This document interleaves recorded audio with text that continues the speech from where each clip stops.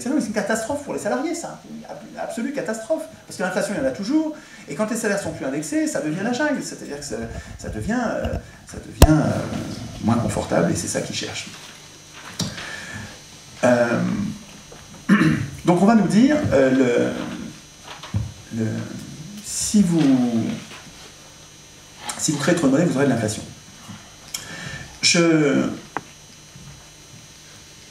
J'attire votre attention sur le fait que dans les institutions européennes, ils ont donc écrit au plus haut niveau du droit, au niveau de la Constitution, que le principal objectif monétaire était la lutte contre l'inflation.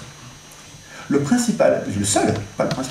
seul objectif des institutions européennes en matière monétaire et de cette banque centrale qui est rendue indépendante, c'est que vous pouvez voter à l'extrême gauche, à l'extrême droite, à l'extrême centre, vous pouvez voter ce que vous voulez, la banque centrale européenne, elle s'en fiche complètement, elle est rendue indépendante, donc c'est absolument profondément antidémocratique, elle est rendue indépendante de la volonté des peuples, et sa politique unique est de la lutte contre l'inflation. Et ce qu'on ne vous dit pas quand on dit ça, et c'est abject d'avoir fait ça, ce qu'on ne vous dit pas, c'est que la lutte contre l'inflation, elle se paye mécaniquement par une régression sur le chômage. Quelqu'un comme Fitoussi, qui n'est pas un bolchevique, qui n'est pas un anarchiste, qui n'est pas quelqu'un d'écervelé ou un débutant, souligne dans son bouquin La politique de l'impuissance, il souligne expressément le fait que tous les banquiers du monde savent que quand on se bat contre l'inflation, on le paye en chômage des plus défavorisés. C'est-à-dire que les institutions européennes, elles ont institutionnalisé, elles ont rendu obligatoire au plus haut niveau du droit le chômage de masse. Mais il y a d'autres signes que les institutions européennes. Les organismes internationaux fixent un taux de chômage minimum, je dis un minimum, c'est-à-dire que les gouvernements sont priés de ne pas descendre en dessous. Ça s'appelle le NERU, N-A-I-R-U, qui est un acronyme en anglais pour dire chômage minimum pour ne pas avoir d'inflation. Est-ce que vous vous rendez compte que ces gens-là sont en train d'organiser le chômage de masse et de l'institutionnaliser? C'est profondément antisocial. C'est profondément antisocial. Donc je veux dire, le lien qui existe entre l'inflation et le chômage a été démontré par un économiste. Alors il faut faire attention aux économistes parce que la plupart du temps, les économistes sont des économistes vendus aux plus riches pour pérenniser leur domination et la justifier théoriquement en élaborant des théories qui permettent de dire que, vous voyez, c'est naturel, si les riches exploitent les pauvres, ou si la situation est aussi dominatrice, c'est par l'effet de loi qui sont naturels. Les économistes sont en général très souvent payés pour ça. Mais pas tous, il y a quand même des économistes qui résistent. Et par exemple, cet auteur au nom imprononçable qui s'appelle Liam Wang Nok, que vous connaissez sans doute, puisqu'il est assez médiatisé, qui a écrit un livre sur le destin de la courbe de Phillips, et la courbe de Phillips, c'est cette courbe qui montre le lien entre l'inflation et le chômage, qui montre que quand on se bat contre l'inflation, ça se paye en chômage, et quand on réduit le chômage, ça se paye en inflation. Lui, il montrait sur les salaires, mais les salaires et l'inflation, c'est lui. En tout cas, ce que je veux vous dire, c'est que la corrélation entre l'inflation et le chômage, elle est réelle, et que dire qu'on va se battre contre l'inflation, c'est nous condamner au chômage.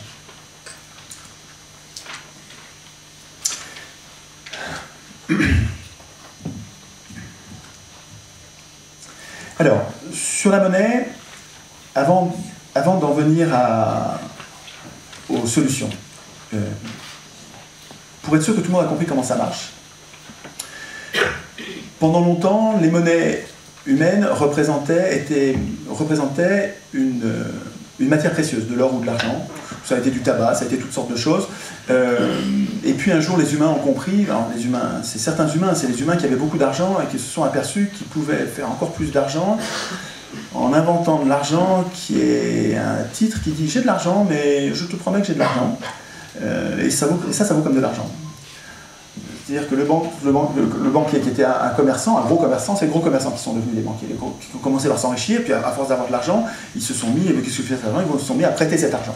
Et puis à force de prêter cet argent, ils se sont aperçus qu'on leur déposait de l'argent, ils le prêtaient à d'autres, et puis ils se sont aperçus qu'il y a plein d'argent qui restait là et qui pouvait... qui dormait, alors qu'on aurait pu le prêter, puisque finalement, sur les grands nombres, les gens le laissaient et ne venaient pas le chercher. Donc ils se sont mis à prêter de l'argent qu'on avait déposé chez eux, sans que les autres le sachent, et puis donc ils ont donné pour éviter que les matières précieuses se déplacent, ils ont représenté cet argent par des bouts de papier, et puis ils se sont aperçus que c'était facile de créer ces bouts de papier. Je raccourcis, je fais court volontairement, mais de proche en proche, les banquiers se sont découvert la possibilité et puis arrogé le droit de créer du papier-monnaie, de la monnaie papier, qu'ils étaient habilités à créer en contrepartie de l'engagement de rembourser de leur emprunteur. Alors comment ça marche aujourd'hui? Comment ça marche aujourd'hui? Vous allez voir un banquier, vous avez besoin de 100 000 euros. Le banquier vous dit, il n'y a pas de problème, pourtant il ne les a pas. Il n'a absolument pas les 100 000 euros. Lui, il a un bilan avec un actif et un passif. Je fais vite, mais ça vaudrait le coup d'en reparler si vous avez l'impression que vous n'avez pas bien compris. C'est normal, je vais vite, mais on peut en reparler si vous voulez tout à l'heure. Mais en gros, pour que vous ayez une vue d'ensemble. Je suis banquier, j'ai un actif, c'est ce que j'ai un passif, c'est ce que je dois. Le passif, c'est sur la droite, hein, c'est ce que je dois. Moi, banquier, vous venez me voir, vous voulez 100 000 euros. Votre compte, il est à droite, hein, c'est ce que je, moi, banquier, je vous dois. Vous voulez 100 000 euros? Il n'y a pas de problème, je vous les crée. Je crée 100 000, j'écris 100 000 à droite de mon bilan. Moi, banque, j'écris 100 000 à droite de mon bilan. Je viens de créer de la monnaie. Ce chiffre, qui est le chiffre qu'il y a sur votre compte en banque, votre DAV, votre dépôt à vue, votre compte en banque, ce chiffre, moi, banquier, parce que je suis banquier, j'ai le droit de le faire. Je crée cet argent pour vous. Alors, en comptabilité, vous savez qu'il faut écrire les deux côtés d'un compte. Vous ne pouvez pas faire ça juste... Mais c'est pas compliqué, vous allez voir. J'écris à droite de mon bilan, je vous dois, moi banque, je vous dois 100 000 euros. Oui, je suis d'accord. Et de l'autre côté de mon bilan, je dis, vous me devez 100 000 euros. Donc, et c'est équilibré. Et c'est vrai, ça marche. C'est génial comme idée, hein. C'est pas du tout... c'est fonctionnel. Les humains ont trouvé un moyen d'anticiper sur la création de richesse et de se donner le moyen... qui manque. Sans ça, hein, s'il faut attendre qu'on ait trouvé l'or dans les mines avant d'avoir la monnaie qu'il faut pour investir, c'est pénalisant. C'est bien, le système de la monnaie crédit, c'est bien, mais ça devrait être l'État qui fait ça, ça ne devrait pas être une banque privée. Ce qui n'est pas bien, c'est que ce soit une banque privée qui fasse ça. Je continue. Donc le banquier vous dit, il n'y a pas de problème, 100 000 euros, vous les voulez? Je vous les dois. Donc là, je viens de créer la monnaie, et en contrepartie de ça, vous me les devez. Ça, vous me les devez plus tard, et celle-là, ça, je vous le dois tout de suite. Ce que fait le gars à qui je viens de prêter de l'argent, c'est qu'il fait des chèques, des virements, des cartes bleues, ça diminue cette somme-là qui part sur un autre passif de banque. C'est-à-dire que quand le gars il fait un chèque de 1000 à son entrepreneur, il y a 1000 qui disparaissent dans mon bilan de banque, mais il y a 1000 qui apparaissent à l'actif au passif du bilan d'une autre banque. Donc en fait, la monnaie, mais ça c'est presque toute la monnaie du monde, hein, dont je suis en train de vous parler. La monnaie, c'est un chiffre au passif d'un bilan de banque qui circule de ce passif à un autre passif, à un autre passif, à un autre passif. Vous comprenez? C'est ça la monnaie. 90% de la monnaie, c'est des écritures à droite des bilans, des banques, qui circulent d'un compte à l'autre de banque, par le jeu de chèques, de cartes bleues. C'est ça la monnaie. La monnaie, c'est pas plus que ça. Et quand on rembourse, alors en général, le gars qui a emprunté 100 000 euros, il a fait un investissement, en général, c'est parce qu'il compte en tirer plus. Sinon il n'emprunterait pas. Et donc en général il ramène plus d'argent par rapport au jeu de son industrie, son travail, sa sueur, sa transpiration, puis la transpiration des autres aussi un peu. Enfin bon, il arrive à faire rentrer dans ses caisses plus d'argent, mais surtout avec un DAV où il y a plus d'argent, et ce qui lui permet de rembourser. Et qu'est-ce qui se passe au moment du remboursement? S'il rembourse sur les 100 000, il rembourse 10 000, plop, le banquier détruit 10 000 de ce côté-là, de ce côté-là. On les fait disparaître de votre compte à vue, et on les fait disparaître aussi, vous ne me les devez plus. Et à chaque fois qu'il rembourse 10 000, 10 000, 10 000, 10 000, 10 000, 10 000, à la fin il n'y a plus de monnaie. C'est-à-dire que la monnaie apparaît quand on prête, quand vous allez prendre de l'argent à la banque, quand vous allez emprunter de l'argent à la banque, ça crée de la monnaie supplémentaire dans la masse monétaire du pays, et quand vous remboursez, ça la détruit. Et si la masse monétaire augmente, c'est parce qu'il y a de plus en plus de gens qui empruntent par rapport à ceux qui remboursent. Alors la masse monétaire, c'est un peu comme une baignoire, où il y a de l'eau, et de l'eau qui rentre avec un robinet qui coule, ça c'est les prêts qui se forment. À chaque fois qu'il y a quelqu'un qui vient faire un prêt, c'est de l'eau qui se rajoute à la baignoire. Et puis en même temps, il y a une bonde en bas, avec l'eau qui coule, c'est les remboursements. Et ça rembourse. Alors le remboursement, il est régulier. Ça se vide régulièrement avec un plan. Vous connaissez, vous avez tous emprunté pour votre maison, pour autre chose. Vous avez un plan, un échéancier, et la baignoire se vide régulièrement. C'est prévu sur 20 ans, vous allez rembourser la baignoire. Et puis elle se remplit au gré des emprunts, au gré des crédits qui sont faits. C'est-à-dire que 90% de la monnaie, 93% de la monnaie, c'est de la monnaie scripturale, c'est la monnaie dette. Alors, ça pose plusieurs problèmes. Un premier problème, c'est que le banquier ne fait pas ça gratos, il prend un intérêt. Et l'intérêt, il ne crée pas la monnaie sur cet intérêt, il va falloir qu'on trouve l'argent ailleurs. Et puis en plus, il demande un intérêt qui est considérable. Je ne sais pas si vous savez, quand vous empruntez pour acheter une maison, vous empruntez 100 000, si vous remboursez sur 20 ans, ça va vous coûter 200 000, quoi. Hein. Ça va vous coûter, bon, en gros, quoi, peu importe, ça va vous coûter beaucoup plus, mais cet argent que vous prend le banquier, c'est juste pour la sueur de vérifier que vous remboursez, quoi. Hein. Très cher payé, quoi. Hein. Et ils vivent très bien, les banquiers. Hein. Mais en fait, ce qu'ils font là, c'est un service public, et ça ne devrait pas être un centre de profit, ça devrait être l'État qui s'occupe de ça, point barre. Enfin bon, à mon avis. Je ne vais pas m'étendre là-dessus. Pour Maurice Allais, qui vitupère bien sûr les banques qui protestent contre ces faux monnayeurs que sont les banques privées, et qui ont piqué ce droit, qui est un droit régalien, un droit qui... On va voir le lien avec la puissance politique, c'est complètement lié avec la démocratie, le tirage au sort. Vous allez voir que ce droit de création monétaire rend certains acteurs si riches que ça leur permet d'acheter, comme on achète des voitures, les acteurs politiques, et de leur faire voter des lois qui leur rendent, regardez aujourd'hui, si vous ne voyez pas, c'est que vous avez la poussière sur les lunettes, qui les rend invulnérables, c'est-à-dire qu'on ne peut rien contre eux. Mais c'est l'élection qui permet de faire ça, ce sera la deuxième partie. Maurice Allais vitupère les banques, et quand il chiffre le truc, il dit...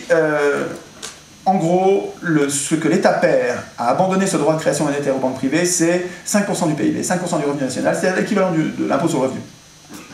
Effectivement,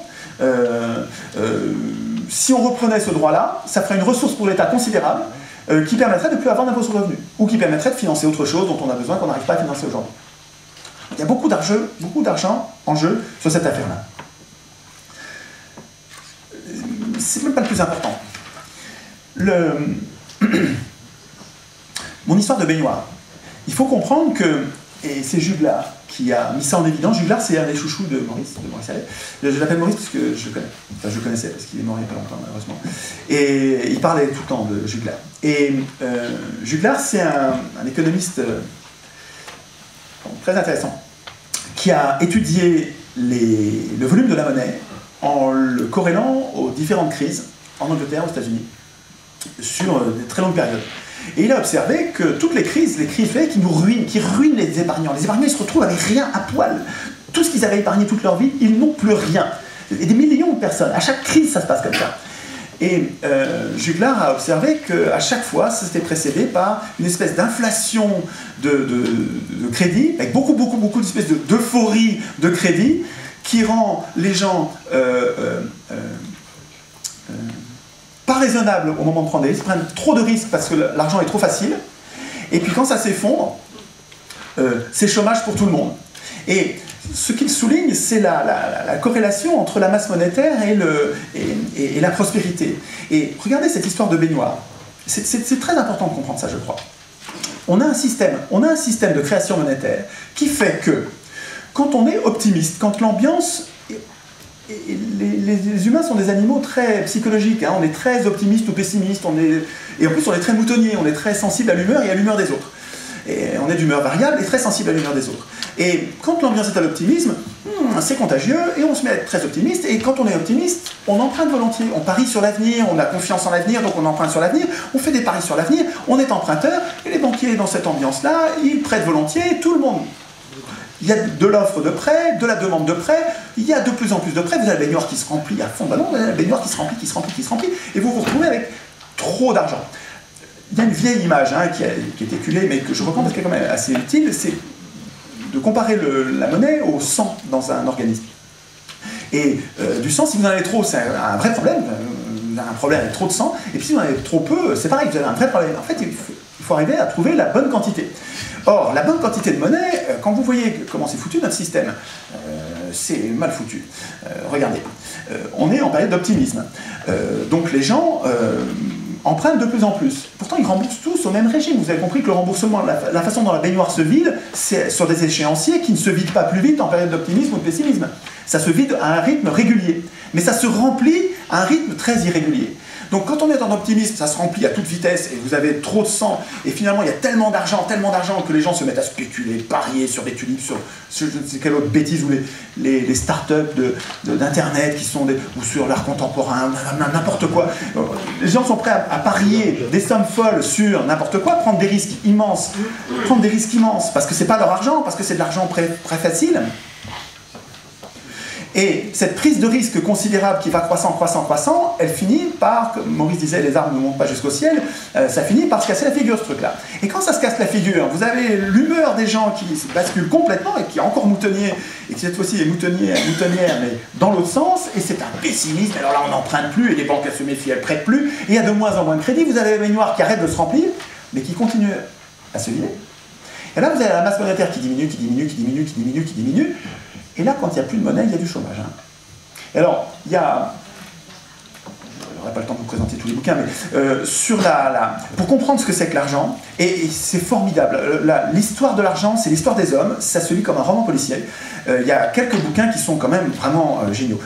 Galbraith, un économiste, un immense économiste du XXe siècle, qui est mort il n'y a pas longtemps, qui a écrit un bouquin qui s'appelle L'Argent. Oh, mais c'est savoureux, c'est marrant, c'est très très savoureux, c'est plein d'intelligence, on comprend comment ça marche, on comprend les intrigues, les arnaques, c'est un très bon bouquin. Pourquoi je vous parlais de ça? C'était à propos de l'eau et du lien entre chômage et masse monétaire. Autre bouquin formidable de Tutin, La pensée monétaire, où là, on a une vingtaine d'auteurs, des grands auteurs, hein, Smith, Ricardo, Keynes, Hayek, les affreux d'aujourd'hui, ils y sont tous, là, il y a les bons et les méchants.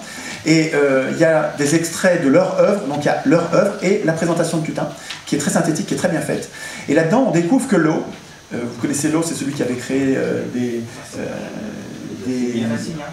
alors c'était Henri Lessignac qui avait créé avec son système, il avait créé un système qui permettait de créer de la monnaie papier, c'était le début de la monnaie papier, c'était un banquier écossais, et lui il savait très bien qu'il ne fallait pas en créer trop de la monnaie. Et alors, on trouve ces textes dedans. Et alors, quand on lit Law, on s'aperçoit que c'est pas lui qui a créé beaucoup de monnaie, c'est le roi. C'est le roi qui avait besoin d'argent et qui en créait. Et il est plus fort que Law. Et donc il en a créé malgré les conseils de prudence de Law. Et Law faisait déjà, ce que je peux vous dire, c'est que c'est déjà dès 1720, donc début du XVIIIe siècle, on avait des gens qui avaient fait le lien entre la quantité de numéraire, disait-il, parce qu'il n'y avait pas encore de monnaie papier, il faisait le lien entre la quantité en numéraire et le chômage. Il disait, pour que les gens trouvent un boulot, il faut qu'il y ait de l'argent. Voilà, qu'il y ait de l'argent. Donc, il me semble que,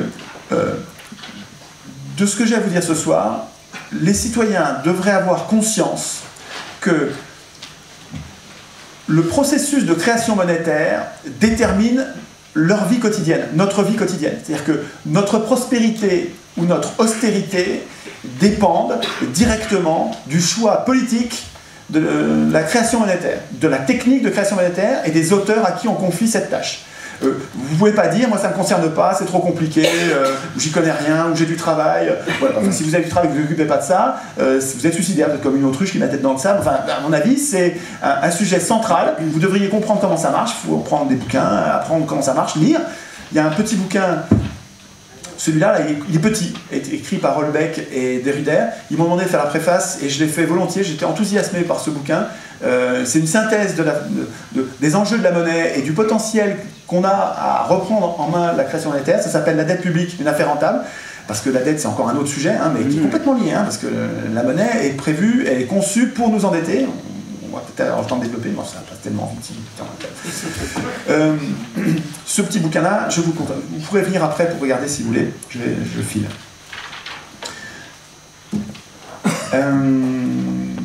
J'ai perdu mon fil. Chômage. Oui, le lien entre le chômage et la monnaie est, à mon avis, évident et permet de dire le processus de création monétaire qui consiste à nous faire dépendre, la masse monétaire de notre humeur et d'une sottise crasse. Je veux dire, c'est pas normal parce que quand on est pessimiste, on a toujours autant besoin de monnaie pour travailler. C'est pas normal qu'on en ait de moins en moins sous prétexte qu'on est pessimiste. Et quand on est optimiste, on n'a pas besoin de tant de monnaie qui nous fait prendre des risques à la con. Il faut pas dire ça, le système qui fait que les banquiers créent de la monnaie tant qu'ils le peuvent, autant qu'il y a de demandeurs d'argent, parce qu'à chaque fois qu'ils prêtent, ils gagnent beaucoup d'argent, donc ils ont vraiment tendance à en prêter beaucoup. Ce système-là qui fait que, en conséquence directe, on a trop d'argent dans les périodes d'euphorie et on n'a pas assez d'argent dans les périodes de pessimisme, ce système-là est idiot. Alors, les pistes maintenant, parce que il faut que j'abrège sur les pistes sur qu'est-ce qu'on peut faire pour financer l'économie, qu'est-ce qu'on peut faire à propos de la création monétaire, plusieurs pistes. Ce que réclament Halley et Fisher, Irving Fisher, qui est un grand bonhomme à l'époque. Tiens, j'ai oublié de prendre la théorie générale de Keynes. Bon, peu importe. Ce que réclament Fisher et Halley, c'est 100% monnaie, c'est-à-dire les banques privées ne peuvent plus créer de la monnaie. Elles ne peuvent prêter que ce qu'elles ont. Si elles veulent prêter de la monnaie, il faut d'abord qu'elles en trouvent. Elles en trouvent chez quelqu'un qui en a. Et elles ne peuvent plus le créer. Et le seul acteur qui aurait le droit de créer la monnaie, ce serait l'État. Et si les banques, si elles n'en trouvent pas, elles peuvent aller voir l'État, et l'État va leur prêter en leur faisant payer un intérêt. C'est-à-dire que le premier intérêt serait un revenu de l'État. Donc ça, c'est la thèse, je ne développe pas, je n'ai pas le temps.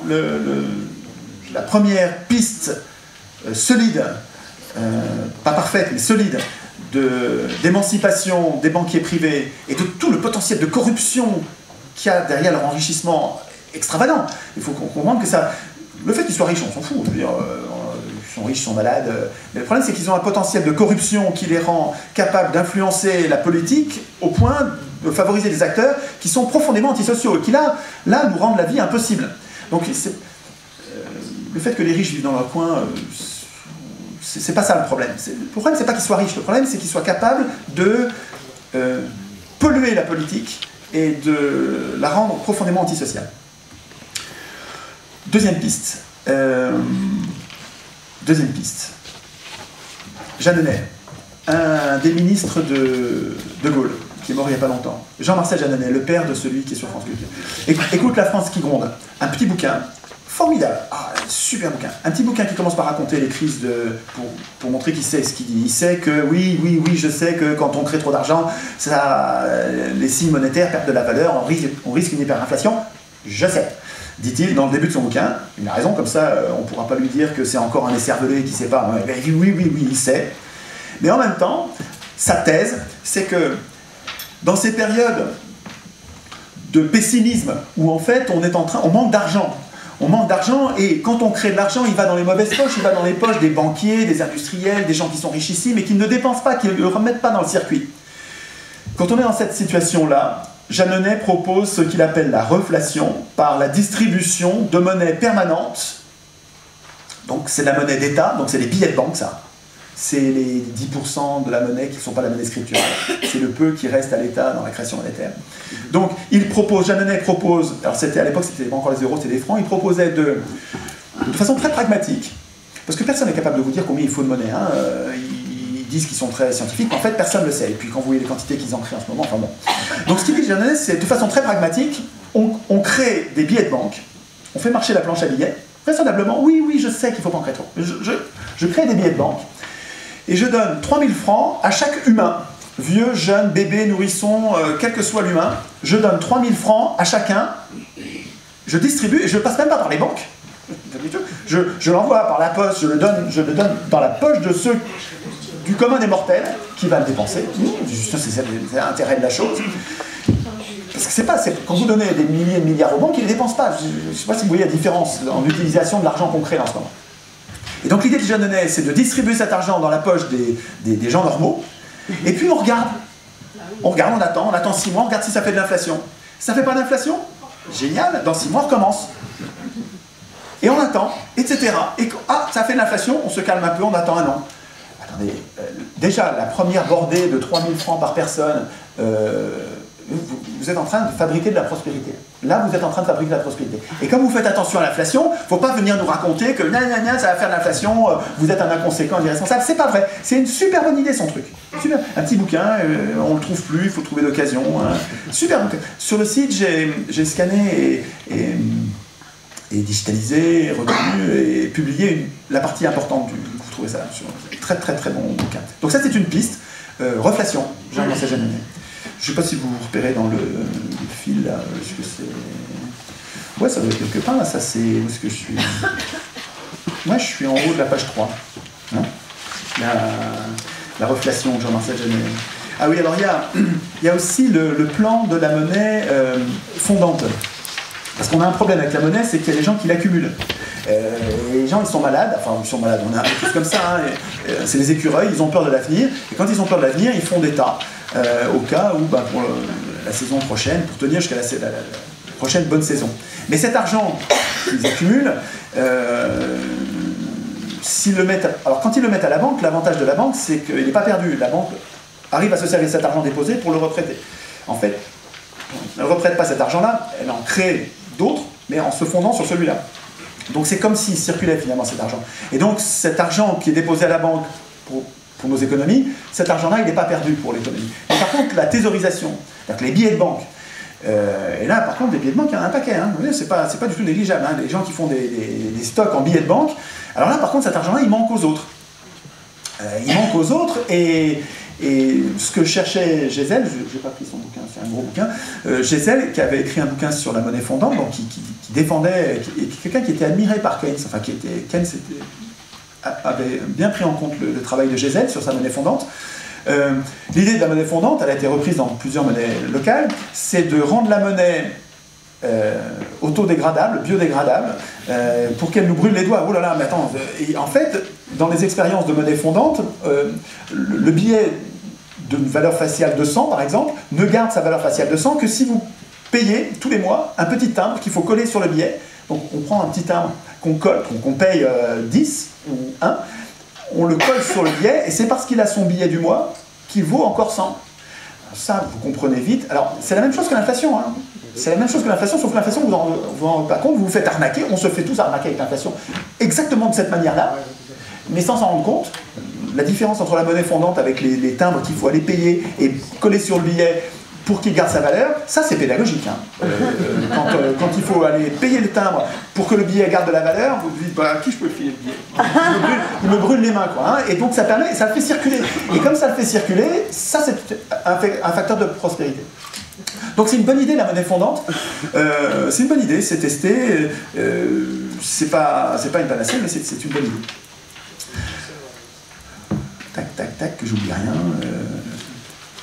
Je suis en train d'arriver sur la meilleure, hein, je crois. Il y a aussi, bien sûr, il y a aussi, comment il s'appelle, le Major Douglas. Le Major Douglas et Louis Even. Eux, ils sont très cathos. Alors, il y a des moments dans leur discours où ça sent l'Église, hein, ça sent l'Église catholique. Mais il ne faut pas être partisan. Quelqu'un peut être catho, puis on n'est pas d'accord, et puis en plus, à côté, il peut avoir une super bonne idée. Donc, laissez tomber ce qui est catho. Moi, je m'en fiche complètement. Mais dans le crédit social, c'est-à-dire dans l'idée, dans la description du fonctionnement de la monnaie, de l'aberration du fonctionnement de la monnaie, Louis Even, qui était un des meilleurs, je crois que c'était le meilleur connaisseur des travaux de Douglas qui lui-même était tout à fait connu de Keynes. Keynes en parle dans la théorie générale, le critique qui me semble elle-même critiquable. Mais en tout cas, peu importe. Donc, Major Douglas, qui était un grand bonhomme, qui a une très belle idée avec ce crédit social, donc c'est une récupération de la création monétaire par le peuple, hein, par les gens. Et il écrit en anglais, il n'est pratiquement pas traduit, mais Louis Even, E-V-E-N, a vraiment, il a incroyablement, il le connaissait parfaitement, Douglas, et il l'a vulgarisé de la meilleure façon qui soit. Donc, Louis Even explique les thèses de Douglas, et donc du crédit social, et donc de la récupération de la création monétaire par les humains normaux, en les reprenant aux banques, qui est tout à fait remarquable. Je vous recommande le travail de Louis Even, vous trouvez ça sur le net, tout est disponible gratuitement. Les militants du Crédit Social, qui sont des cathos, là, ils sont au Canada, sont généreux comme tout, enfin, ils sont militants, quoi, ils sont pas du tout, c'est pas une entreprise à but lucratif. Et c'est un travail remarquable. Je vous ai gardé le meilleur pour la fin, pour la monnaie. Putain, moins 5. Non mais il faut absolument que je vous parle de ça. Bernard Friot. Bernard Friot, FRIOT, a fait plein de conférences sur le net. Il faut que vous alliez voir ça sur le net, vous allez voir, chaque conférence fait 2 heures. Et c'est très court. 2 heures, c'est très court, j'en ai déjà vu au moins 4. 4 fois 2 heures, vous dites, attends, ce gars-là, c'est une idée immense. Alors, je vous le fais court, mais il faut que vous l'écoutiez parce que c'est plein de détails, ça donne de l'espoir, c'est fort. Alors, écoutez ça. On vit dans un régime qui s'appelle le capitalisme, dans lequel ceux qui ont de l'argent font la loi parce qu'ils ont de l'argent. Et ceux qui n'ont pas d'argent, ils sont juste bons à travailler, ça va être des esclaves toute leur vie, parce qu'ils n'ont pas d'argent. Si jamais vous arrivez à avoir le ticket d'entrée qui vous permet d'être celui qui a de l'argent, vous devenez porteur d'argent, vous devenez l'employeur, vous devenez celui qui a le droit de ne pas travailler et qui fait travailler les autres. Ça s'appelle le capitalisme, ce truc-là. Et c'est possible parce que l'argent est rare, parce qu'on a abandonné la création monétaire à une bande de gars qui, du même coup, dominent la société. Je veux dire, la politique, dans ce contexte-là, c'est du foutage de gueule, c'est du théâtre, c'est factice, on fait semblant de régler les problèmes, mais les vrais problèmes restent les mêmes parce que, au fond du fond, il y a le capitalisme. Mais il n'y a pas d'alternative. Le problème, c'est qu'il n'y a pas d'alternative. On s'est fait griller l'idée communiste, enfin pour l'instant, on s'est fait griller par des expériences calamiteuses qui sont tous sauf du communisme. Hein, en URSS et en Chine, tout ça, enfin, c'est du capitalisme d'État, ça continue. Enfin, c'est pas du tout des démocraties, pas du tout. Quand on parlera tout à l'heure de démocratie, vous allez voir que on n'a jamais connu ça sauf à Athènes. Il faut absolument, je garde du temps pour parler de ça. Donc dans ce régime capitaliste, on sent bien qu'il y a quelque chose qui ne va pas, que l'injustice est partout, et qu'on dépend de gens qui sont des crapules, et on n'arrive pas à avoir la main dessus. On n'arrive pas à avoir la main dessus à cause du système politique dont je vous parlais tout à l'heure. Mais il y a une alternative économique, et qui est sous nos yeux, c'est ça que nous montre Friot. Friot nous dit, on ne rêve pas, on vit déjà dans le monde capitaliste actuel, on vit déjà une expérience totalement révolutionnaire et anticapitaliste. C'est la retraite par répartition. Alors, qu'est-ce que c'est que la retraite par répartition? Il faut que vous compreniez ça et que vous les défendiez bec et ongle. Comment ça marche la retraite par répartition? J'ai aucune idée du nombre de vieux qu'il y aura dans 20 ans, mais je sais très bien le nombre de retraités qu'il y aura l'année prochaine. Et je sais très bien combien il y a de jeunes qui vont arriver sur le marché et de gens qui vont être au travail l'année prochaine. Donc il suffit de faire une division, une règle de 3, et je sais très bien combien j'ai besoin de cotisations l'année prochaine pour financer les retraites. C'est absolument pas compliqué. C'est absolument pas compliqué. C'est comme ça que ça marche depuis la Deuxième Guerre mondiale. C'est-à-dire qu'on finance l'année prochaine les retraites de l'année prochaine avec les richesses qu'on crée l'année prochaine. C'est insubmersible ce truc. Et je n'ai pas besoin d'épargne préalable. J'ai pas besoin de l'argent des riches. J'ai pas besoin de l'argent des riches et j'ai pas besoin de l'emprunter. J'ai pas besoin de payer d'intérêt. Mais attendez, c'est anticapitaliste. Je vis sans capitalisme sur et c'est pas, ça rigole pas. C'est 13% du PIB, donc le PIB c'est 2000 milliards, donc c'est 260 milliards la retraite. Les fonds brassés, les fonds gérés, c'est 260 milliards par an. Donc ça, on rigole pas. C'est une expérience qui marche avec des sommes colossales. Avec des engagements sur des dizaines d'années, des engagements... on est fiable, on a un système qui tient la route, ça marche très bien.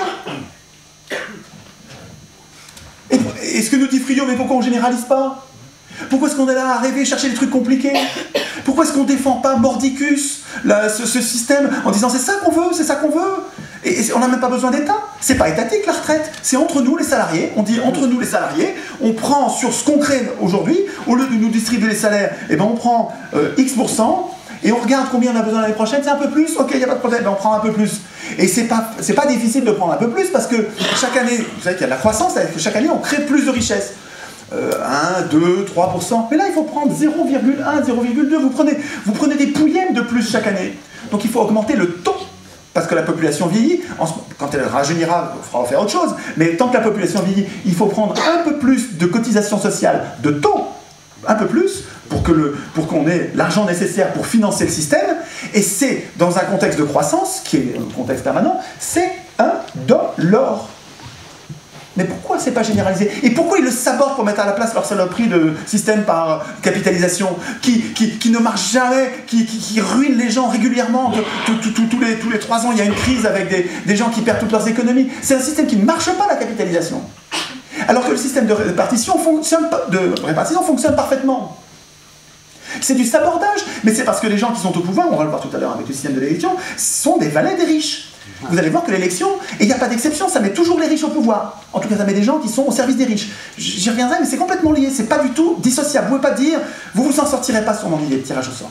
Je vous préviens. Enfin, c'est la formule que j'ai trouvée ce matin, je réfléchissais à mon truc. Et puis en même temps, je pense à Frédéric Lordon, qui est un ami, et je croise le fer avec lui, je raffole de Frédéric Lordon. Je pense que vous l'aimez aussi, c'est quelqu'un d'immense. Et j'ai trouvé la prochaine fois que je vais le voir, je vais lui dire, Frédéric, c'est un des seuls qui, de façon, je trouve, pertinente, s'en prend non pas aux acteurs, mais aux institutions. C'est exactement ce que je fais. Je n'ai absolument aucune confiance dans la vertu de tel et tel acteur. Je sais que les humains ne sont pas vertueux. Vous verrez quand on parle de la démocratie que les Athéniens pensent à la même chose, ils se méfient les uns des autres. Et donc, comme je sais que les humains ne sont pas vertueux et qui peuvent déconner, je préfère de bonnes institutions qui poussent les gens à la vertu et qui permettent de garder le contrôle de ces acteurs. Et donc, Frédéric Lordon est un des rares économistes qui défend lui aussi cette idée que, oui, on a très envie de tuer les banquiers, mais ça sert à rien. On peut les tuer si on veut, mais ça sert à rien, parce que si vous regardez les mêmes institutions, vous allez avoir d'autres qui vont prendre leur place aussitôt. Et il a raison. Et en fait, il faut changer les institutions. Et donc, mais lui, il ne parle pas encore du tirage au sort, Frédéric. Et ce que j'ai pensé, ce que j'ai prévu de dire la prochaine fois, c'est marrant parce que si c'est filmé, il va le voir avant que je le dise, c'est Frédéric, il faut que tu parles du tirage au sort. Tu ne pourras pas appliquer tes idées qui sont indiscutables, qui sont parfaites, mais ça ne marchera pas ton truc sans mon idée. Si t'as pas, tant que tu auras l'élection, ils assassineront ceux qui seront en capacité, ceux qui ont la possibilité d'appliquer tes idées, ils les tueront. Il nous faut absolument le tirage au sort. Tant qu'il y aura l'élection, ils se débrouilleront pour faire élire des gens qui n'appliqueront pas tes idées. Donc, vous ne ferez pas l'économie, on ne remportera pas nos victoires dans les batailles sociales, et je parle de l'écologie, je parle du chômage, je parle des injustices dans les entreprises, je suis horizontal, hein, je les vois tous les problèmes, mais moi je remonte à la cause des causes, et la cause des causes, vous allez voir tout à l'heure, c'est l'élection, je pense. Alors j'attends vos objections, il faut absolument que je puisse vous laisser du temps, parce que vos objections m'intéressent au plus haut point, c'est pour ça que ça aurait été bien qu'on ait 4 heures plutôt que 2 petites, même rognées sur les bords. Mais peut-être qu'on prendra la décision de se revoir un peu plus tard. Donc, les deux idées, si je vous parle de 2 choses différentes, de la création monétaire et du tirage au sort, c'est parce que dans mon esprit, c'est complètement indissociablement lié. C'est pour ça qu'on trouve à la fin du papier du résumé sur la monnaie, vous trouvez à la fin les solutions politiques. Et là, il y a du choix. Bon, je suis désolé, mais c'est parce qu'il y a pour l'instant, il n'y a que moi qui défend ça. Mais j'espère bien que tout à l'heure, il y en aura un peu plus. Sortir de l'élection et mettre du tirage au sort dans nos institutions. Il faut que je rajoute quelque chose. Alors, je l'ai rajouté au crayon, mais il faudra que je le rajoute dans mon document. Je suis en train de découvrir un autre bonhomme formidable qui s'appelle Franck Lepage. C'est lui qui m'a fait découvrir Fluo, d'ailleurs. C'est vraiment un gars important, Lepage. C'est un passeur. Et alors lui, il défend une idée qui est très très importante. Il dit, lui c'était un spécialiste de la culture. Vous savez, il a son sketch des conférences gesticulées où il était cultivateur de poires et puis maintenant il est cultivateur de poireaux. Et avant, il arrosait les poires avec la culture en espérant qu'ils poussent. Et puis un jour, il s'est aperçu que c'était une bêtise et que finalement, ça marchait pas. Et que c'est pas ça dont les pauvres avaient besoin. Ils n'avaient pas besoin d'armes. Parce qu'en fait, ce qu'il décrit, c'est l'épouvantable catastrophe qui s'est passée dans le pays quand la culture a été réduite à l'art. C'est-à-dire qu'après la Deuxième Guerre mondiale, nos grands-parents résistants du CNR avaient bien compris que la culture, c'était pas l'art du tout. La culture, c'était l'éducation politique des jeunes adultes. Nos grands-parents, au sortir de la guerre, avaient compris qu'on pouvait être extrêmement cultivé et nazi. Et que donc, pour bâtir, pour fonder une démocratie, il fallait une éducation populaire, une éducation politique, des jeunes adultes, pas des enfants évidemment, mais des adultes, des jeunes adultes. Et la culture, dans leur esprit, c'était ça. Et puis il y a une catastrophe, un renversement, volontaire ou pas, peu importe, je sais pas si c'est un complot, on s'en fout, mais il y a eu une catastrophe dans le pays quand la culture a été réduite à l'art contemporain, ou à l'art, et à des sornettes. Le propos de Franck Lepage, c'est de repolitiser la culture. Et je pense que c'est corrélé, c'est-à-dire que mon histoire de tirage au sort et d'élection, de comprendre ce qu'est le mal que nous fait l'élection, comprendre le mal que nous fait cette vache sacrée une vraie vache sacrée, quoi. Les gens qui crèvent de faim alors qu'ils ont des vaches partout, et ils adorent leurs vaches, et pourtant c'est elles qui leur bouffent le peu de toutes leurs céréales, les vaches leur bouffent, donc ils sont en train de crever de faim à cause d'elles, et ils l'adorent. Et ben c'est un peu ça l'élection. Mais le travail qu'on fait ensemble ce soir, là où on se retrouve et on se passe le mot, on se passe les tuyaux, ce travail d'éducation entre nous, sans attendre que les oligarques viennent nous dispenser, on n'apprend pas à l'école tout ça, hein. Ce travail-là, il est complémentaire. C'est-à-dire que quand je dis sortir de l'élection, imposer tirage au sort, en fait, il faut rajouter un tiret qui est éducation populaire et culture politique, éducation politique des jeunes adultes. Voilà, sur la monnaie, je ne fais pas un appel aux questions tout de suite parce que sinon je vais être sûr de pouvoir vous parler de la démocratie. Vous m'en voulez pas? Je suis désolé, mais il faut... Alors je vais tâcher de faire vite, je vais vous parler... Ce qu'on peut faire si vous voulez, c'est... J'ai deux parties. Une intro, deux parties, une conclusion. Deux parties, j'ai une partie description de la seule démocratie qu'on ait connue sur Terre, à Athènes. Et deuxième partie qui est pourquoi on peut le faire aujourd'hui. Et donc il y a des gens qui disent qu'on ne peut pas aujourd'hui, donc ils ont une série d'objections. Et on les prend une à une et rationnellement on les étudie. Peut-être que j'ai tort, complètement open là-dessus, évidemment. Si je me trompe, ben, j'arrête, on fait autre chose, aucun problème. Simplement, je ne changerai pas d'avis sans montrer que j'ai tort quand même. Donc voilà, discussion. Et sur chacune des objections, les gens ont peur, à mon avis, à tort. Et c'est important de montrer pourquoi c'est à tort. Et peut-être que je me trompe, peut-être qu'il y a des vraies raisons. Et puis, probablement, le système du tirage au sort n'est pas parfait. Je ne me fais pas du tout d'illusion d'ailleurs, je sais qu'il n'est pas parfait, mais ça n'a pas d'importance. Je veux dire, le système d'aujourd'hui est épouvantable, et si on met à la place un système qui n'est pas parfait, c'est peut-être quand même beaucoup mieux. Donc, et puis en plus, quand vous allez avoir des objections qui vous viennent à l'esprit, vous n'êtes pas obligé de me faire des croche-pieds, c'est-à-dire que je vous signale que le système, normalement, il devrait nous sortir de la mouise vraiment de façon très, très, très spectaculaire. Donc en même temps que vous avez l'objection, il n'est pas interdit que vous cherchiez en même temps la réfutation de l'objection, c'est-à-dire que vous cherchiez vous-même la réponse que vous pourriez vous faire. Hein, c'est pas un ping-pong où il y en a un qui va gagner et perdre, on cherche le meilleur système rationnel. Alors, l'intro pour comprendre que le sujet est central et que c'est pas une discussion d'intellectuels, une discussion de salon de gens qui servent à rien, c'est extrêmement pratique ce dont je vous parle, c'est que la crise aujourd'hui, la catastrophe qu'on vit aujourd'hui, et on est au début, hein, on va vers la guerre dans pas longtemps, hein, mais la catastrophe qu'on vit aujourd'hui, elle nous montre, vraiment, ceux qui ne voient pas, ils ont de la poussière sur les lunettes, c'est la façon polie de le dire. Ceux qui ne voient pas, je me demande s'ils sont de bonne foi. Ce qu'on voit aujourd'hui, c'est que les riches crapules n'ont rien à craindre des élus.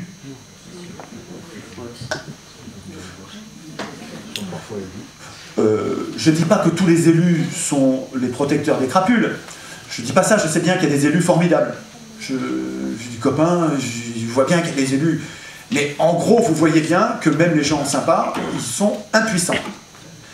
Mais ils ne sont pas qu'impuissants. La plupart des élus, à mon avis, ils nous défendent sur certains points, mais sur le cœur de notre impuissance politique, sur le cœur de l'austérité économique, c'est-à-dire sur la création monétaire, c'est-à-dire sur la source de l'infinie richesse de leurs donneurs d'ordre, alors là, ils font jamais rien. Et ils ne veulent même pas en parler. Y compris, je dirais, et surtout à gauche. Hein. Mes meilleurs copains sont à gauche, et je trouve qu'ils parlent très très peu de création monétaire. C'est surtout à droite, bizarrement, mais ça se comprend, hein, c'est surtout à droite, voire ce qu'on appelle extrême droite, que je trouve défendu cette thèse que je trouve absolument centrale de la récupération de la création monétaire. Mais c'est pas la faute, c'est pas parce que c'est un tel d'extrême droite, c'est parce que les copains de gauche sont, je sais pas, ils ont des œillères, ils ont un, je sais pas, pour moi, je vous le dis dans le document, je trouve ça incompréhensible. Je ne comprends pas que les militants de gauche ne défendent pas que les Mélenchon, que les Généreux. Jacques Généreux, pour moi, c'est notre meilleur présidentiel, Jacques Généreux. C'est un gars qui a une culture encyclopédique, qui est d'une gentillesse, d'un humanisme, d'une culture économique, d'une intelligence, d'une vivacité. C'est un gars formidable.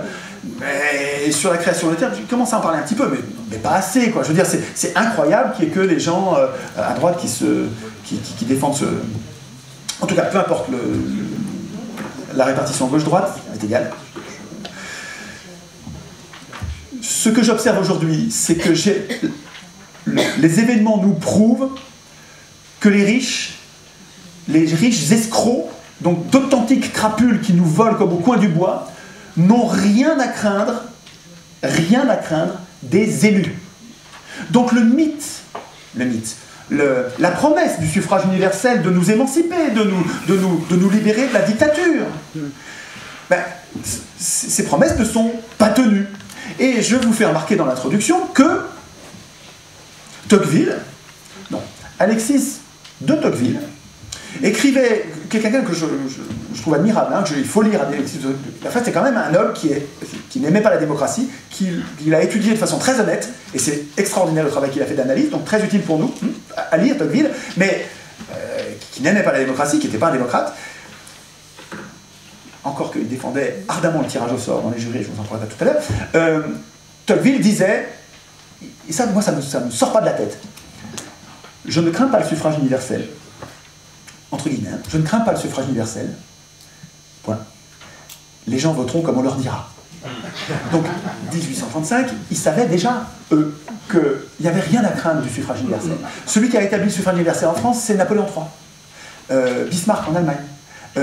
Défendu par toutes les multinationales et tous les tyrans du monde. Regardez, Bush défend le suffrage universel. Ça devrait nous mettre la puce à l'oreille. On ne changera rien avec le suffrage universel. Vous regardez l'histoire du suffrage universel, c'est pas vieux, hein. Le suffrage universel, ça a à peine 200 ans. Regardez les faits. Arrêtons avec la vache sacrée, arrêtons avec les principes, la théorie, le suffrage universel, on est souverain, c'est nous qui décidons. Et regardons les faits. 200 ans de pratique depuis la fin du XVIIIe siècle, début du XIXe, 200 ans de pratique, qui dirige? Les riches ou les pauvres? Vous avez peut-être des exemples, peut-être qu'il y a des exemples ponctuels de temps en temps, une élection, une montée de fièvre, il y a les pauvres qui arrivent au pouvoir. Combien de temps ça dure? Très vite, ça disparaît, c'est tout le temps les riches. Je force le trait, mais c'est tout le temps les riches. Eh bien, je vous signale qu'il y a 2500 ans, à Athènes, pendant 200 ans, tiens, ça dure la même période, non, c'est très long ce que je vous dis là, c'est pas un truc qui a duré 2 ans, pas 20 ans. 200 ans, c'est extrêmement long. Les Athéniens ont tiré au sort tous les jours. Tous les jours, le président d'Athènes était tiré au sort. Donc le président d'Athènes, c'était pas le même tous les jours. Donc on a les réponses aux objections déjà. Enfin bon, je ne veux pas les constituer, la réponse aux objections m'intéresse au plus haut point. Je ne tiens pas du tout à vendre un truc qui serait un rêve, un truc qui ne tient pas debout. Je tiens à bien l'étayer et à prendre honnêtement chacune des objections pour être sûr que c'est vraiment solide. Donc n'ayez pas peur de me rentrer dans l'art si vous avez envie. Après. Mais après. 200 ans de tirage au sort. Alors oui, je sais, les femmes n'étaient pas dans le peuple. Oui, je sais ça. Oui, ils avaient des esclaves qui n'étaient pas dans le peuple. Je sais ça. Et il y avait les étrangers qui n'étaient pas athéniens, qui n'étaient pas citoyens. Je sais ça. Okay. Je dis pas, c'est pas mon propos. Je ne dis pas, aujourd'hui nous devrions être esclavagistes, xénophobes et machistes. C'est pas ce que je dis. C'est pas du tout ça que je vous dis. Ce que je vous dis, c'est que à l'époque, c'est anachronique de les juger aujourd'hui avec nos valeurs d'aujourd'hui en disant c'est pas bien, ils étaient esclavagistes. Tout le monde à l'époque était esclavagiste. Ça aurait été. C'est comme si on leur reprochait de ne pas voler en avion. Bah, ça n'a pas de sens, quoi. Ça n'a pas de sens. Ce qui m'intéresse dans le germe athénien, c'est que le petit peuple qu'il constituait à l'époque,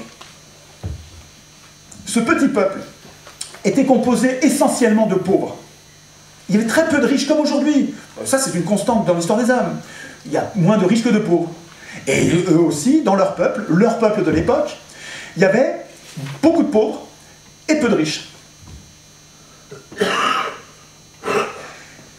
Et ils venaient de se prendre des siècles de tyrannie, et ils étaient armés. C'est pas un détail. Ils étaient armés, et ils ont décidé, moi les tyrannies, on en a marre. On en a marre, on va mettre en place un système. Ça faisait des siècles qu'ils constataient que les gens qui venaient au pouvoir se dégradaient quand ils avaient le pouvoir, ils devenaient fous, ils devenaient tyranniques, et finalement le pouvoir les changeait. Alors ils se sont dit, et je vais quitter le micro parce que je vais me lever pour vous parler, Mais si ça ne va pas, je vous parlerai comme je fais en classe, c'est-à-dire comme ça, peut-être. Bon, je peux peut-être faire comme ça d'ailleurs. Ils se sont dit, nous, ce qu'on veut, c'est... Et il faut comprendre que nous, on pourrait très bien prendre le problème de la même façon. Ce qu'il faut comprendre, c'est que le tirage au sort, il est au centre d'un projet politique complet qui est pas... Vous ne pouvez pas prendre le tirage au sort et le mettre dans nos institutions. C'est pas du tout ça. Si vous pensez ça comme ça, vous avez peur, c'est normal. C'est pas ça la démocratie, c'est autre chose. La démocratie, c'est... Les fois précédentes, je l'écrivais à la main. Et donc vous le voyez se faire au fur et à mesure. L'inconvénient, c'est que vous voyez tout d'un coup, mais en même temps, c'est mieux écrit parce que j'écris mal. J'écris vite et j'écris. Donc, imaginez que vous n'avez pas encore ça. On part du point de départ. Notre objectif, c'est une vraie égalité, qu'on arrête de se faire enfumer par des tyrans. Et donc, comme on a vu que les porteurs de pouvoir deviennent dingues, on va faire tourner les pouvoirs pour qu'ils n'aient pas le temps de devenir dingues. Ça, moi, ça me paraît une actualité brûlante. Aujourd'hui, je trouve que c'est pas une idée désuète. Et donc le sous-objectif de l'objectif central, égalité réelle, mais égalité politique. Il ne souhaitait pas du tout une égalité sociale, pas du tout une égalité économique, pas du tout. Il voulait une égalité politique. Au moment de décider, un homme, une voix, point barre. Une égalité politique. C'est pas du tout des rêveurs, hein. C'est très pragmatique, c'était très réaliste leur système. Et objectif central, ne le perdez pas de vue, ça pourrait être le nôtre aujourd'hui. Parce que c'est pas du tout de l'égalitarisme, hein. Ils étaient inégalitaires, il y avait des écarts de fortune, des écarts de rangs sociaux, mais ils voulaient l'égalité politique. En sous-objectif, donc pour atteindre l'objectif, ils ont dit, et je trouve ça très cohérent, vous me contredirez si vous ne trouvez pas ça cohérent, pour obtenir cette égalité, il nous faut une rotation des charges, il faut que ça tourne, donc mandat court non renouvelable, donc c'est des mandats de 6 mois ou 1 an, et non renouvelables. Donc un citoyen sur 4 à Athènes pouvait dire « j'ai été président d'Athènes ». Un jour dans ma vie. Et aucun ne pouvait dire « je l'ai été 2 fois ». 2 jours. Donc ça tournait, et résultat, tout le monde y passait. Et ça donnait envie de faire de la politique. Le fait de savoir qu'un jour, peut-être, ils allaient avoir telle fonction, telle autre, ça leur donnait envie de faire de la politique. Vous savez, je disais tout à l'heure, des institutions ouvertes qui donnent envie de... ça crée des citoyens actifs. Et deuxième sous-objectif, ça va ensemble, c'est cohérent. Si vous retirez un truc, vous perdez tout. Hein. L'amateurisme politique, c'est-à-dire qu'on cherche à avoir des amateurs politiques parce qu'on voit bien que quand c'est des professionnels de la politique, ils changent, ça devient des fous, ils se prennent pour Dieu, et ils se mettent à plus respecter l'intérêt général. Bon, comme on veut des amateurs, il faut qu'on fasse tourner les charges, ça nous permettra d'obtenir l'égalité. Vous avez là le cœur de la démocratie. C'est le cœur des objectifs. On n'est pas encore dans les institutions. Si vous allez sur le net, vous aurez le document en couleur, vous verrez que tout ce qui est rond, là, c'est en vert, c'est les institutions, et tous les carrés au coin arrondi, c'est du blanc, c'est des objectifs ou des faits observés. Donc, ça, c'est ce que je veux faire. J'ai trois outils très importants. Je vais commencer par celui-là, gardez le tirage au sort pour le centre. Pour obtenir cette égalité réelle, durable, les Athéniens ont mis en place un truc très important, qu'on nous a complètement piqué, qu'on est en train de récupérer un peu avec le net, qui est l'Iségoria, qui est un très beau mot, je trouve, et qu'il faudrait que les citoyens aujourd'hui connaissent, l'Iségoria, qui était le droit de parole pour tous, le droit de parole à l'Assemblée, le droit de parole pour tous, à tout propos, à tout moment. C'est-à-dire que chacun à l'Assemblée avait le droit de parler. Alors qu'avant, la démocratie, quand quelqu'un avait une opinion dissidente, il se faisait raccourcir, il se faisait maltraiter. Donc là, c'était une grande nouveauté de la démocratie, c'était de respecter les opinions dissidentes. Quelle était l'idée des Athéniens? C'est que les Athéniens savaient bien qu'ils allaient se faire enfumer par des oligarques. Ils connaissaient la chanson des siècles, je vous dis, qui vivaient la dictature. Alors ils ont dit, eh bien, on va faire de chaque citoyen une paire d'yeux qui surveille et qui peut donner l'alerte aux autres quand il y en a un qui déconne, quand il y en a un qui a une dérive oligarchique. Il faut que les citoyens puissent, c'est les donneurs d'alerte, c'est nos donneurs d'alerte, c'est nos whistleblowers là d'aujourd'hui, c'est nos Fabrice Nicolino, c'est nos Denis Robert, c'est nos donneurs d'alerte aujourd'hui, c'est les journalistes normalement. Les journalistes étaient les... je ne vous parle pas des journalistes payés par les banques, hein. Je vous parle des journalistes de l'époque de la Révolution française, que la Révolution française appelait les sentinelles du peuple. Donc, les Athéniens avaient besoin de ces gens-là, ils avaient besoin de sentinelles de la démocratie, et pour qu'ils puissent agir, les institutions protégeaient la vie des donneurs d'alerte. C'est-à-dire que tout le monde pouvait parler à l'Assemblée. Mais il faut comprendre que ça, ça rend possible l'égalité politique, et c'est rendu possible par l'égalité politique. C'est complètement lié quand il y a une flèche dans les deux sens, c'est que ça se tient, quoi, hein, c'est cohérent. Et du même coup, ça se tient avec l'activité des citoyens, parce que les citoyens, sachant qu'ils vont être entendus, sachant qu'ils pourront être entendus, sachant qu'ils vont pouvoir changer quelque chose, ils se donnent du mal. Et ils se donnaient du mal. La société athénienne est la société la plus active politiquement qu'on ait jamais connue sur Terre. Alors là, j'ai plusieurs bouquins importants. Merde, j'ai oublié. Les meilleurs bouquins que je connaisse sur la démocratie athénienne, il y en a plein, mais... la proportionnelle. Comment? C'était la proportionnelle. Pas du tout la proportionnelle, puisqu'il n'y avait pas d'élection. Il n'y avait pas d'élection. Enfin, il y avait très peu d'élections. Il y avait des élections pour les militaires. Il y avait des élections là où on avait besoin de compétences. Donc, pour les comptes publics, il fallait que les gens sachent compter, donc on les élisait, ceux qui savaient bien compter, et puis ceux qui savaient bien maîtriser l'armée. Tout le reste, c'était tirage au sort. Donc, ceux qui décidaient, c'était nous. C'était des assemblées de communes, et venaient qui voulaient. Et il n'y a plus de place, mais tu viendras demain. Mais venaient qui voulaient. Et ça marche en Suisse, ça. En Suisse, ils ont des cantons, et la démocratie, elle est très locale, et puis ça remonte avec une fédération. Donc c'est tout à fait applicable, hein. C'est pas du tout, on rêve pas. Hein. La démocratie serait directe, locale, et fédérative, avec des fédérations de communes qui remontent en pyramide vers, avec deux ou trois niveaux d'assemblée, donc le département, les régions, l'État, et puis le gouvernement et le président. Hein. Quand vous remontez d'un facteur 10, vous allez très vite de 40 millions à une assemblée qui fait 400 personnes, et puis un gouvernement qui fait 40, et puis peut-être un directoire de 4 personnes pour la direction. Enfin, quand vous remontez avec des échelles de 10 sur la fédération, il faut lire Proudhon, quoi. Proudhon, je sais qu'il y a des gens qui aiment bien Marx, j'aime bien Marx aussi pour toute une partie, la partie analyse de son travail, mais je préfère bien Proudhon à Marx, quoi. Proudhon était un démocrate, alors que Marx était un élitiste. Avec son avant-garde éclairée, avec son mépris des paysans, il y a des choses qui me gênent, moi, chez Marx, c'est pas du tout c'est pas un démocrate, paradoxalement. Une vision, quand il parle de dictature de prolétariat, on n'est pas du tout dans le schéma démocratique. Peu importe. Proudhon a réfléchi sur l'organisation de la fédération, et ça rend la démocratie athénienne, qui est à petite échelle, c'est vrai, puisqu'il faut des assemblées, mais ça la rend applicable à grande échelle, et c'est très important ce que je vais vous dire sur les différentes échelles, parce qu'on se fait enfumer. La réalité est tout le contraire de ce qu'on prétend. Alors, l'Iségoria, qui rend les citoyens actifs, et les citoyens actifs alimentent l'amateurisme politique, c'est parce qu'on a des citoyens actifs que on peut avoir des amateurs, puisque les gens sont actifs, ils font de la politique régulièrement, on peut prendre au sort parmi eux, puisqu'ils sont actifs, c'est beaucoup moins gênant que quand ils sont atomes comme aujourd'hui. Je comprends que ça a sa cohérence, ce système. Et puis ils étaient armés. Je le note, dans le document que vous trouverez sur le net où c'est développé, je vous fais remarquer un discours de Robespierre absolument immense sur les gardes nationales, où Robespierre, au moment... La période d'effervescence extraordinaire qu'il y a eu entre 89 et 94, au moment où ils ont réfléchi à comment on fait pour se débarrasser durablement de la tyrannie, les débats constituants de Robespierre et de tous les constituants, de Condorcet, etc., sont absolument passionnants pour aujourd'hui.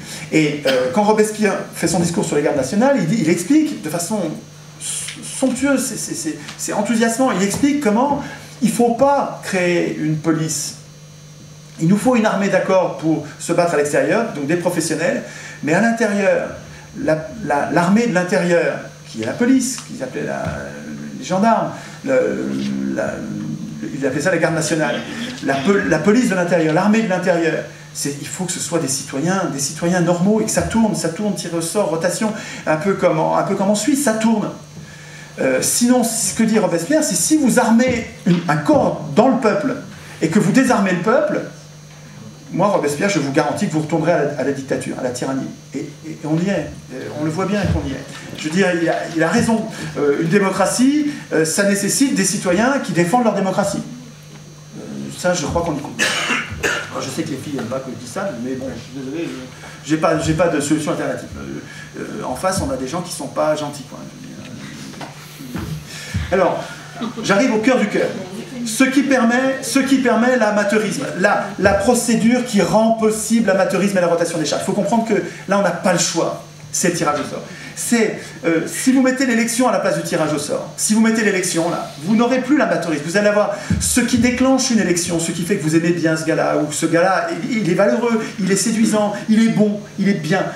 Ce qui fait que on l'a élu une fois, fait qu'on le réélira une fois, et vous le voyez bien, je n'ai pas besoin de démonstration théorique, vous voyez bien que partout il y a des élections, vous avez une classe politicienne qui se met en place, avec des gens qui font de la politique leur métier. Et donc vous perdez la rotation des charges, vous perdez l'amateurisme, vous perdez l'égalité, vous perdez le cœur de la démocratie. Ce qu'il faut comprendre, c'est que le tirage au sort, il n'est pas dissociable, il n'est pas incluable. J'invente le mot si on avait besoin, pas peur. Il n'est pas intégrable dans nos institutions sans... il pourrait être intégrable pour partie, hein, sûrement, mais une démocratie ne peut pas être fondée sur l'élection. L'élection, ça consiste à choisir le meilleur Aristos, l'élection, mais tout le monde le savait jusqu'à 1789, on est devenu complètement inculte. Aujourd'hui, on est inculte. Appeler démocratie un système électif, c'est être inculte, c'est ne pas comprendre le sens des mots. Rosanvallon explique bien, dans un article qu'il a écrit en 1993, la mutation qui s'est passée au début du 19e siècle, très tôt, hein, quand Tocqueville a écrit La démocratie en Amérique, alors qu'il ne parlait pas d'une démocratie, il savait bien que c'était une démocratie, déjà la mutation avait déjà commencé à se faire. Mais les gens qui ont écrit nos institutions, qui ne s'appellent pas la démocratie, qui s'appellent le gouvernement représentatif, donc CIS en France, Madison aux États-Unis, ces gens-là savaient très bien ce que c'était. Ils avaient une très très bonne culture helléniste, ils connaissaient bien la Grèce antique, ils savaient bien ce que c'était qu'une démocratie, mais ils ne voulaient pas d'une démocratie. Ils ne voulaient pas du tout, ils disaient la démocratie c'est pas bien, c'est l'anarchie, c'est le bordel, on ne veut pas d'une démocratie, puis les gens ne sont pas capables. CIS disait que les gens... C'était des raisons différentes, CIS et Madison avaient des raisons différentes de se méfier du peuple, en tout cas de ne pas donner le pouvoir au peuple. CIS disait... le peuple est devenu homo economicus, il a autre chose à foutre que faire de la politique, on va faire la politique pour lui avec des gens qui sont professionnels. Donc c'était défendable à l'époque. C'est vrai qu'il y avait quand même, à l'époque, 1789, beaucoup d'analphabètes, et c'est vrai que ça pouvait se défendre de donner la politique à des gens plus éduqués. Admettons à l'époque, je ne fais pas de procès d'intention. Mais Madison aux États-Unis, lui disait la populace n'est bonne à rien, juste à choisir ses maîtres, et il n'est pas question de leur donner le pouvoir. Donc Madison aux États-Unis n'a pas du tout instauré une démocratie. Pas du tout, du tout, du tout. C'était une aristocratie. Aristos le meilleur, on choisit le meilleur. Et c'est après, par un retournement de langage, qu'on s'est mis à appeler démocratie son strict contraire. Et je crois que c'est notre problème aujourd'hui. Notre problème aujourd'hui, c'est qu'on appelle démocratie son strict contraire. Et alors, je veux dire, du même coup, ils prennent la place. Si vous avez des oligarques, parce que Aristote nous prévenait déjà, il disait l'aristocratie, ça dégénère toujours en oligarchie. Ça commence aristocratie et ça finit toujours en oligarchie. Le pouvoir de quelques-uns qui confisquent le pouvoir. Ça finit toujours comme ça, on le sait depuis très longtemps. Et le problème, c'est qu'aujourd'hui, comme les oligarques et l'oligarchie s'appellent démocratie, ils prennent la place comme on fait nous. Et nous, on appelle, on dit on voudrait la démocratie, et le système actuel s'appelle démocratie, on est dans un piège lexicologique, lexical, on a un problème de mots. On s'est fait piquer le mot démocratie. Donc, je crois que ça, c'est très important de comprendre. Alors, je continue mon système.